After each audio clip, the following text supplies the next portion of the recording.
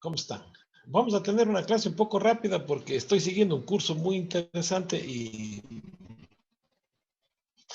eh, para no tomarnos mucho tiempo. El día viernes ya continuaremos ya normalmente las clases.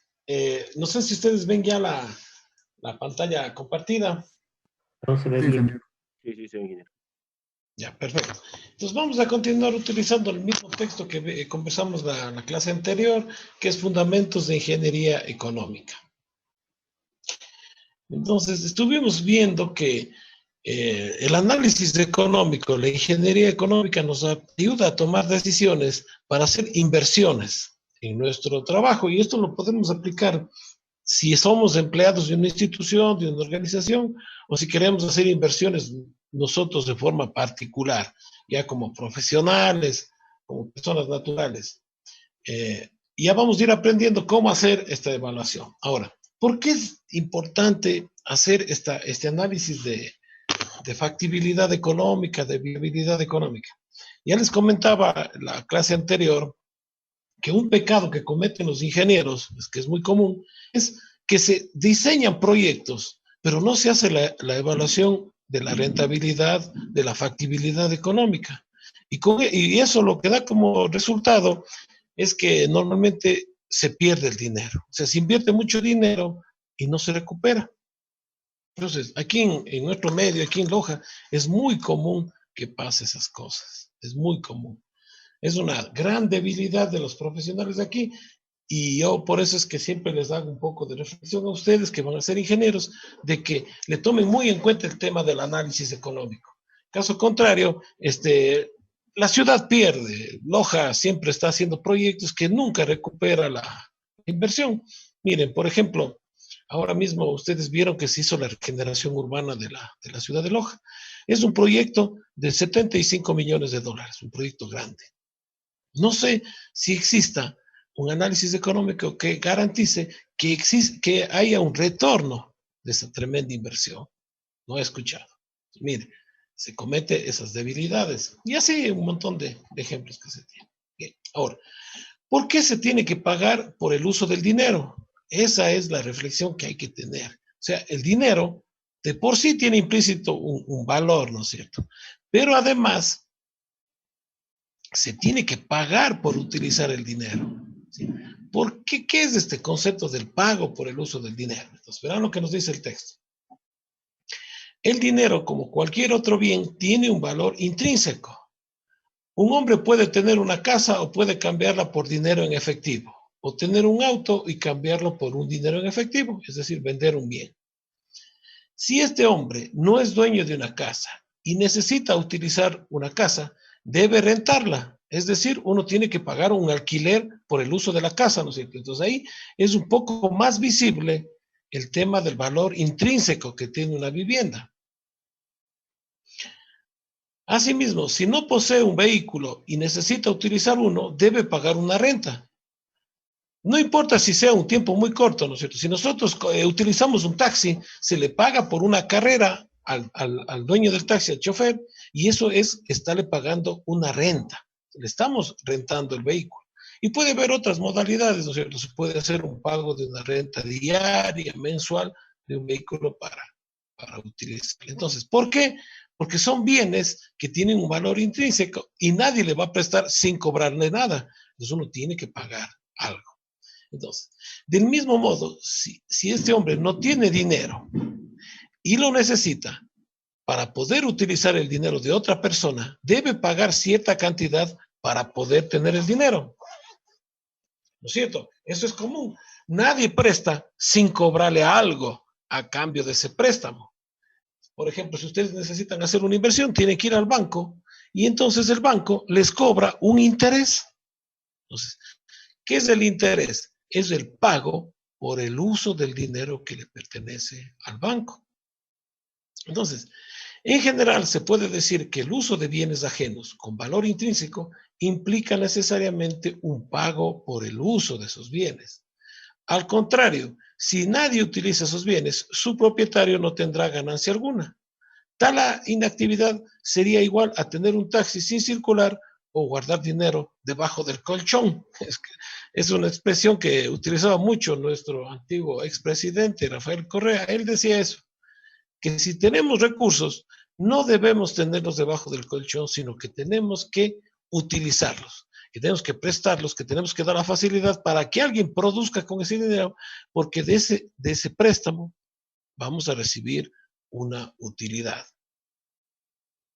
Ahora, vamos nosotros en este texto a aprender, vamos en este curso, a determinar cuánto es lo que ganamos por el uso del dinero o cuánto es lo que tenemos que pagar por utilizar el recurso. Entonces, eso es lo que plantea esta asignatura, que es muy interesante. Ahora, hay una definición aquí en el libro que es también interesante que conversemos en estas primeras clases introductorias, que dice, ¿qué es la ingeniería económica y cuál es su aplicación? Entonces, antiguamente no se hacía esto. Las personas no hacían cálculos económicos para hacer sus trabajos. Y entonces esto estaba solamente supeditado a los bancos, a la bolsa de valores. Eran los únicos que hacían cálculos y sabían de la rentabilidad.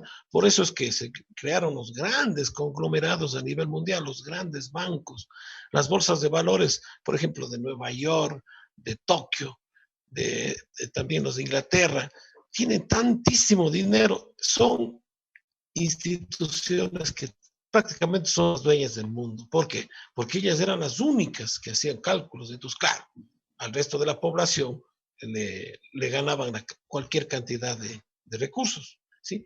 En cambio ahora, todas las personas, de una u otra manera, tenemos que aprender estos conceptos para poder defendernos en el mundo de los negocios, ¿no es cierto?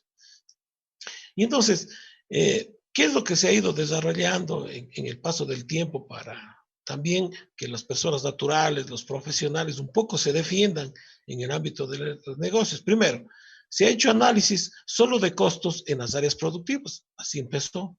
Entonces, las instituciones tenían que empezar a invertir en nuevas áreas de producción y entonces se dieron cuenta que había que hacer un análisis financiero para ver si amerita o no crecer. Yo he visto muchos emprendimientos que se realizan aquí en la ciudad que fracasan, ¿sí? Por ejemplo, hay negocios que están yendo bien hasta cierto punto, pero el momento que deciden crecer, prácticamente quiebran los negocios. Ustedes tienen que haberse fijado igual que yo. ¿Por qué se da esto? Porque al hacer el crecimiento, no se dieron cuenta de que eso no es rentable. No hicieron un análisis financiero. Entonces, es importante estudiar este tema. Se hace también análisis para reemplazo de equipos, que puede ser la compra de uno nuevo, el alquiler, alguna otra forma en la que nosotros podamos utilizar equipamiento nuevo. Puede ser que se haga el análisis para el reemplazo de equipos involucrando ingresos e impuestos. Entonces puede ser que necesitemos la implementación de nuevo equipamiento y obviamente, claro, tenemos que hacer el análisis. La creación de nuevas plantas. Puede ser que en algún momento se requiera hacer un análisis de la inflación para ver si las utilidades que estamos teniendo en nuestro negocio cubren la inflación. Puede ser que requiramos hacer análisis financieros bajo riesgos, etcétera. Por ejemplo, ahora ustedes deben haber escuchado en las noticias, hay un gran problema con el seguro de los militares, de las Fuerzas Armadas, que habían hecho una inversión de $500 millones y que prácticamente se escuchan noticias que se ha perdido el dinero. Imagínense lo que es perder $500 millones. Ahora, ¿cuál es el problema de esa pérdida? Que las personas que tomaron las decisiones no hicieron el análisis de riesgos. Tenían que hacer un análisis de riesgos y posiblemente no hubiesen hecho la inversión. Ahora, en todos estos cálculos, ¿sí? Hay que tener presente una cosa en común, es que el dinero cambia de valor con el tiempo. Ahora, ¿a qué se refiere este cambio del valor del dinero? Ustedes me van a decir, un billete de $20 ahora equivale a $20 y después de un año seguirá equivaliendo a $20. ¿Sí es? Pero el dinero sufre un desgaste. A ese desgaste que sufre el dinero se le llama inflación. Claro, Ahora, en nuestros países, en Ecuador, que está dolarizado, el valor de la inflación es muy pequeño. Normalmente es el 1%, el 2%, lo máximo que llega es el 3%. Es decir, en nuestro país el dinero no se deteriora tan rápidamente por la dolarización, por el dólar. Pero antes, cuando en Ecuador circulaba el sucre, la inflación era de miles en el año, y obviamente el poder adquisitivo del dinero se hacía cada vez más pequeño. Entonces, por ejemplo, si uno quería comprar un vehículo, una casa, cuando era en sucres, había que hacer un ahorro rapidísimo, porque el momento que uno ya reunía una cantidad ya no le alcanzaba para comprar. Cambio, ahora hay un poco más de estabilidad, por eso es que el gobierno pretende no salir de la dolarización. Ahora, ¿qué es este fenómeno de la inflación? ¿Cómo le afecta al valor del dinero? Entonces, ¿qué es lo que significa? Significa que, por ejemplo, ahora, si tenemos $100, con $100 nosotros vamos a un supermercado y compramos una cantidad X de productos que nosotros necesitemos. Si vamos con $100 después de un año, fíjense ustedes que no se puede comprar la misma cantidad de cosas que compraríamos este rato, sino que podríamos comprar una cantidad menor. Es decir, el dinero pierde a lo largo del tiempo. ¿Sí? Entonces, a eso es lo que se le conoce como inflación. Ahora, vamos a dejar hasta ahí por esta clase. La próxima clase vamos a empezar a ver ya los conceptos básicos de la equivalencia del dinero a través del tiempo. Y vamos nosotros a aprender unas fórmulas matemáticas para calcular cuál es el desgaste del dinero en el paso del tiempo. Entonces, hasta ahí vamos a quedar por hoy y estaríamos conversando entonces el día viernes. ¿Alguna pregunta tal vez? No, ingeniero, muchas gracias. Ingeniero, hasta ahora todo claro. Perfecto. Bien, entonces conversamos el día viernes. Disculparán que ahora estoy